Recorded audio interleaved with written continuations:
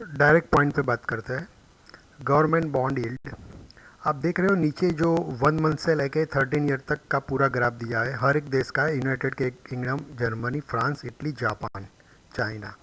यहाँ पे एक डेटा पॉइंट हमें यहाँ पे शो कर रहा है कि जो जापान की जो यील्ड है वो लगातार उन लोग बढ़ा रहे हैं। 15 साल की आप देख रहे हो यहाँ पे जो 15 साल की यील्ड बढ़ी हुई है जापान की 2.89। उसके बाद 20 ईयर में देखें तो हर एक कंट्री का US, Japan, Germany, Italy, Canada, Japan सब एक ही लाइन में है, यानी कि वो सब स्टेट लाइन में खड़े हुए हैं। उसके बाद देखें 25 ईयर्स, 25 ईयर्स में भी फ्लाइट जैसा ही है। लेकिन लेकिन सबसे इम्पोर्टेंट पॉइंट है 30 ईयर्स। 30 ईयर्स में देखो तो सबसे ज़्यादा जो बढ़ा हुआ है वो जापान का है 3.35।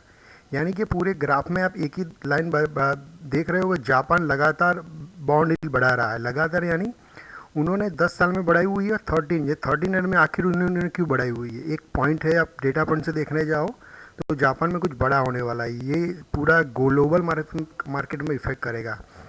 उसके बाद हम सेकंड स्लाइड में देखें तो ये पूरा इकोनॉमिक्स इंडिकेटर हेड मैप है। USA, Germany, Japan, India. जो पहला कॉलम आपको यहाँ पे सेकंड कॉलम में ग्रोथ जीडीपी सबसे ज़्यादा बता रहा है और डेटा पॉइंट से 8.2। उसके बाद देखें तो budget to GDP and third point is government डेब्ट टू जीडीपी। सबसे ज़्यादा गवर्नमेंट डेब्ट जीडीपी है जापान का 236। उसके बाद आता है यूएसएस। यहाँ पे इंटरेस्ट रेट देखने जाए तो सबसे ज़्यादा इंटरेस्ट रेट रशिया में दिया जा रहा है। उसके बाद है जापान का सबसे छोटा 0.5। इन्फ्लेशन की बात करें तो 0.7 चाइना का है, इंडिया का 0.71 है, फ्रांस का 0.9 है। ये पूरा जीडीपी है। तो मैं आपको ये को पॉइंट कर रहा हूँ कि जापान में यहाँ पे 236 पॉइंट गवर्नमेंट डेब्ट यील्ड है।